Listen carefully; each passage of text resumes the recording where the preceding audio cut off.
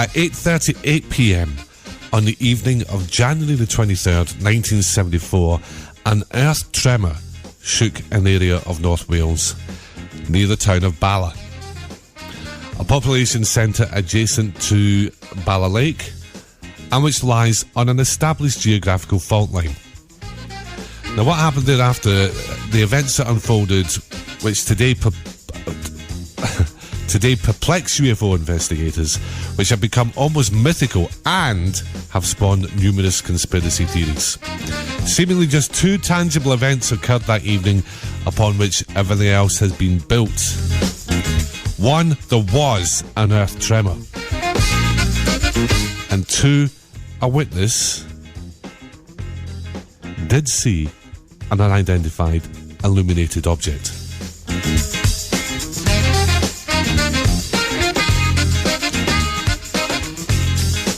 Now, some villagers from Landrio, fearful of event A, the earth tremor, left their homes as the ground shook, and while out on the otherwise cold, dark, drizzly January evening, became aware of lights, luminescences, etc. on the mountain which climbs up above the village. Putting two and two together, the reports to the local police gradually came in by about 9 o'clock, turned into reports of a suspected airplane crash. Now, this incident has been named by Nick Pope, who you've heard on this show before. He's the former MOD UFO expert, as the number 2 most important UFO incident in the UK.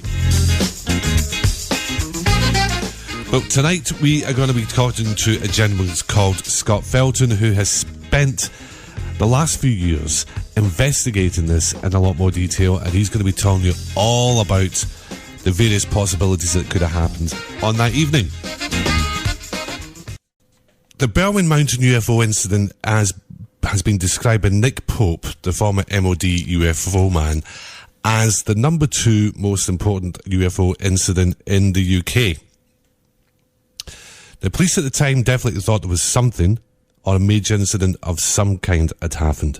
Now, the gentleman that has joined us tonight has spent the last few years dedicating himself to this and find out what's going on. He's set up his own website on it, and quite incredible the amount of knowledge and amount of time that he has spent on this. He's joined us tonight live from his home in Wales.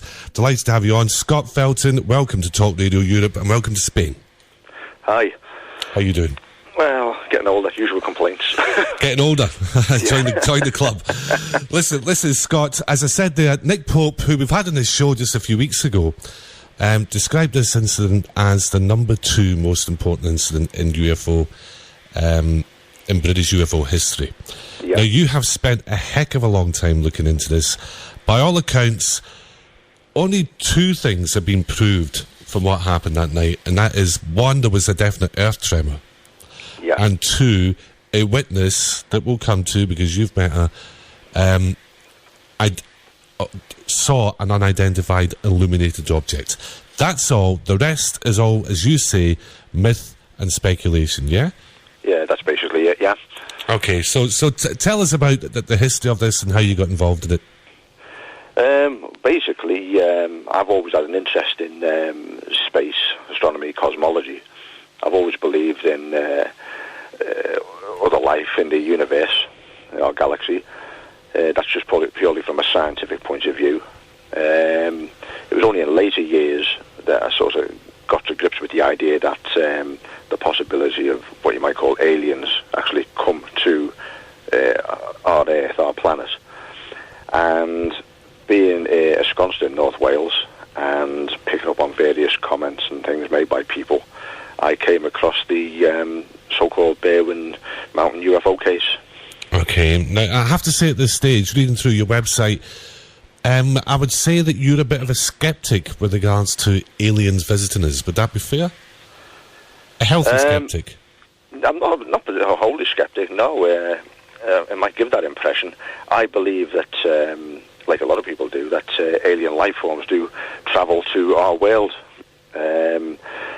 I'm very much science-orientated, and the science very much says that whilst there's life out there, it shouldn't be able to get here simply because of the vast distances.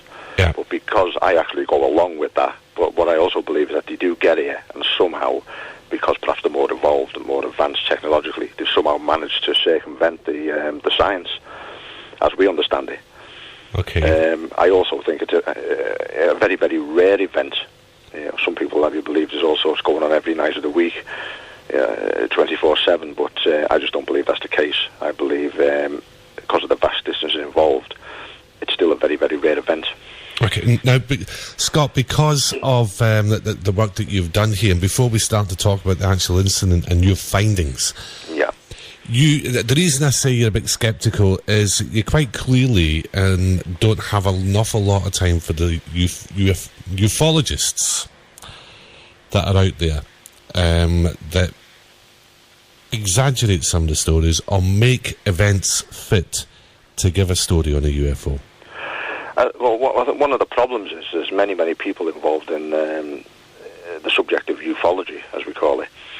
But so many people, I think, want to believe, and they have so much faith in the subject, that some of them tend to cloud the judgment, and they try and put two and two together to make five, just because they so much want to believe something, as opposed to just sticking to the facts, you know. Right, okay, and that's where I was coming from. You said you're a bit more sceptical than that. You look at all the facts. So let's have a look at the Berwyn incident in particular, and can you tell us what you have discovered happened on that night? Well, if you go onto the internet and type in Berwyn Mountain UFO incident 1974, a massive amount of stuff comes up.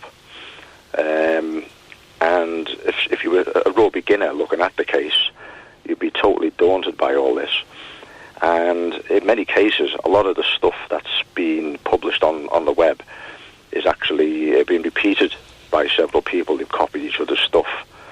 And comparatively few people have actually looked at the case in great detail. And what I decided to do was strip it back to the bare bones of the event on that particular night. Because as you said earlier, there was only two facts, if you like.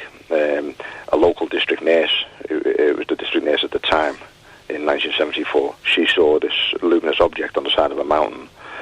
And there was also, the same evening, an air tremor, a substantial one at that. They were the only two basic facts. As you said earlier, all the whole story is built up around that. But most of it is actually totally rubbish. People have repeated, as I said, all sorts of things.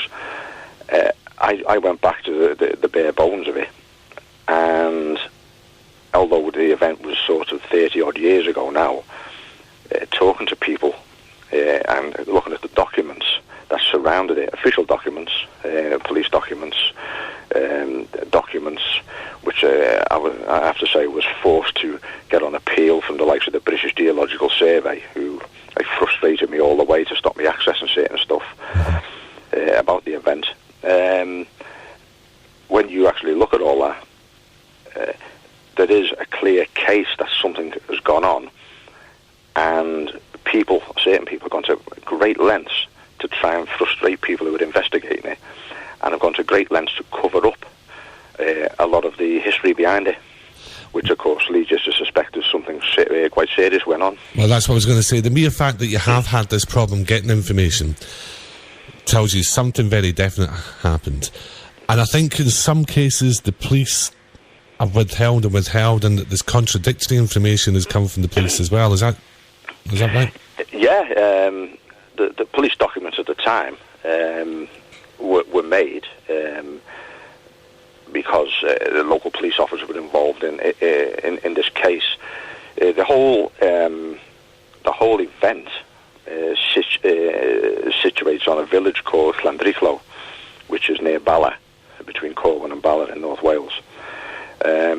I've come to learn that the village of Llandrillo wasn't really the centrepiece of it.